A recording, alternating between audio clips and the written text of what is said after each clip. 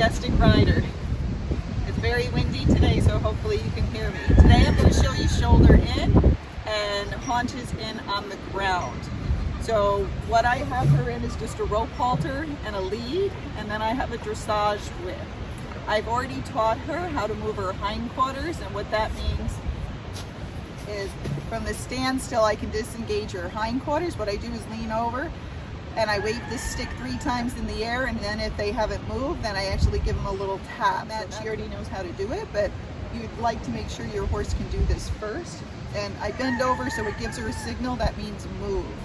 So I'm going to bend over, turn her head, and then I'm just tapping towards her hindquarter. Now I'm going to do it again. And what you're trying to do is get them to cross over their hind feet. Good girl. And then I always rub them with the stick so they're not afraid of it. So I'm going to do it again. I'm going to bend over and I'm going to create energy with my stick, and I'm waving, but I'm waving at the top of their hip right here.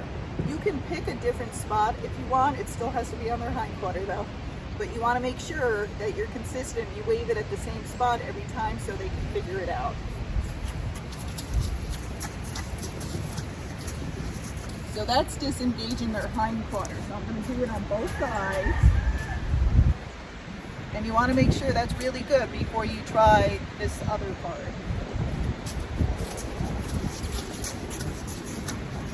And you're trying to keep them going until they actually cross their legs over. And once they get one step that's a crossover, then you want to stop, give them a break, and reward them with rest. So let's try it again. Now I'm also plucking, or I'm kissing. You can do either one, but what you're trying to do is you're bending over, telling them to move that part, then you tell them, you know, move forward in it, or, you know, move with some energy by the cluck or the kiss. And then if they don't go, then I actually tap them. So don't be afraid to tap them. This doesn't hurt. See how hard I can hit myself, and that's not hurting at all. And their skin's much tougher.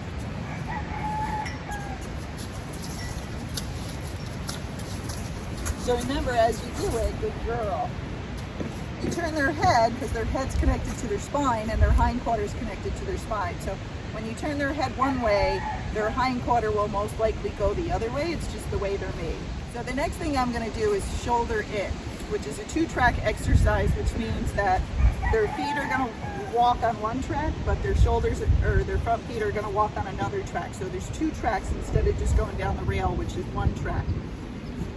As I walk her up, I'm going to be on the inside of her, so you might not be able to see me. I'm going to turn her head slightly towards me, and I'm going to be close to her to help her. And then I'm going to wave this stick towards her hindquarter. And so what that'll do is it'll bring her hindquarter more towards the rail and bring her shoulders in, because I'm turning her head. Now, when you're riding them and you're asking for a shoulder in, you bend them around the corner. You act like you're going to go across the diagonal, and you push them off with your outside leg, your right leg, if we were going to the left. Once they turn, then you press with your left leg to keep them going forward, and then you have to keep alternating your legs and your hands to keep their shoulders coming in, but their hindquarter on the rail. And it's not very easy. You know, it can be very confusing for the rider. So if you do it on the ground first, it might help your horse so they're not so confused when you're up there in case you get confused. Okay, so I'm going to show you how to do it. You can move the horse's shoulders and their hindquarter with this one exercise, doing it at the same time. And that way, when you get up in the saddle, the horse will have an idea how to manipulate its body to have its front legs and its back legs walk on 2 different tracks. Now get her going forward, and I'm going to wave this towards her hindquarter. Okay, I think we're a little too close to the camera. Good girl. Whoa. So I'm going to try it this direction so you can see me. So I always start with her straight, and then again I'm going to turn her head towards me. I'm going to be on this side of her left side, and then I'm going to wave this at her hindquarter. So I'm guiding her straight. Now I'm going to ask her to move her hindquarters over, but bring her shoulders in. So as you can see, her hindquarters on one track and her shoulders or her front feet are on another. Better. So we're going straight. Now I'm going to move her hindquarter a little bit. Good girl. So again, what that does is make her walk on 2 tracks. So we'll do it one more time this way. So I turn her head slightly towards me, wave this at her hindquarter. No. Good girl. So you help them with that head. Now some of them, if they know how to sidle up or come up to the mounting block, they'll get a little confused, which is what she just did, and you might not have seen me correctly. So you just keep turning their head and they'll figure that out. So here we go again. Good girl. Okay. And we're not looking for them to walk completely sideways. If they're walking completely sideways, that would be a side path, where the horse just goes sideways like this. Okay? So again, we're just trying to get her to bring her shoulders in and have her hindquarters on the other track. Now I'm going to try it this direction. So turn her head towards me. Good girl. Now if they ever get confused, again, you want to just do it slowly. Don't wail on them or anything with this stick. You just kind of pointing and waving it towards them, and maybe a little tap if you need to. Good girl.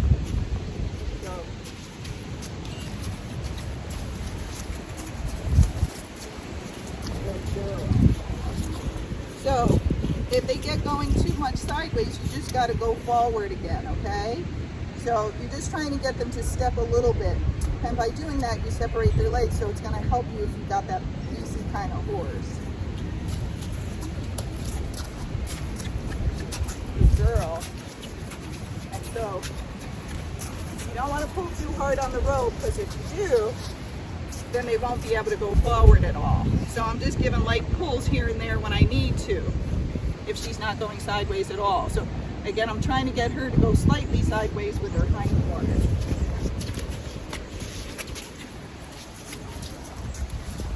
Good girl. Okay. So I'm not doing this on the rail because you won't see me with the camera and it's really mucky in here. So I'm just trying to bring her shoulders up. But the way I'm doing that on the ground is to move her hindquarters over. So I actually kind of did the shoulder in and the hindquarters at the same time, because I was getting them on 2 different tracks. Now if you want to just move the horse's shoulders, I showed you how to move the hindquarter from the ground, yielding the hindquarters. If you're doing their shoulders, I usually use the bigger stick because it's a little bit like the training stick, because when you push on them, they can feel it because it's a little bit harder. This dressage whip is a little soft, so we'll see if she does it or not. But you create energy on the side of them. You keep your rope short in case they try to walk forward, and you don't give in until they actually move sideways. So I create pressure. And as soon as she takes 1 step over, I stop. So she's never done this before with me, so she did pretty good, didn't she? Good girl. Oops. I'm going to back her up so you can see her.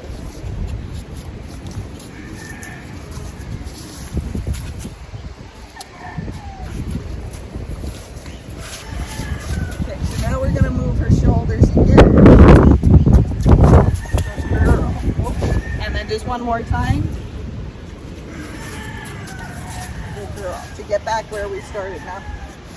I'm just backing up so you can see me again. So now I'm going to do the other direction. But with your horse, if they've never done this before, you might have to hit them pretty hard with that training stick to get them to move over. And as soon as they move over 1 step, stop them and reward them, give them a nice scratch, and act like it's the best thing ever, so they understand that was the right thing. Now let's see if she knows it from the other side.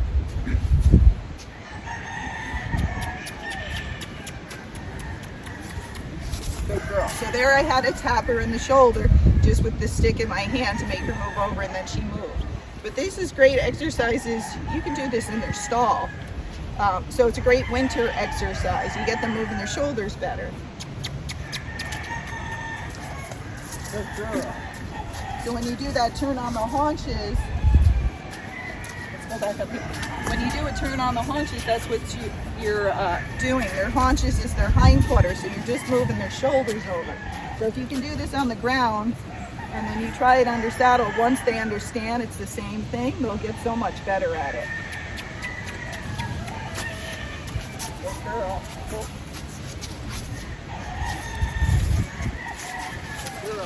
So I always stop them after they turn, otherwise they'll just start walking away. And this way too, you can see from the ground, like, and make sure they're moving their shoulders. If you do it and they spin their hindquarters around, you don't stop until they give you the right answer. So that's how you can move their shoulders and their hindquarters from the ground, and you can make your horse more maneuverable, better trained, so when you do things in the saddle, it's very helpful. I like to teach them to do that turn on the forehand and the turn on the haunches, because when you're going around those S-turns on the trail, it's very important that you can control their shoulder and the hindquarters so you don't go off of the trail. Hope that helps.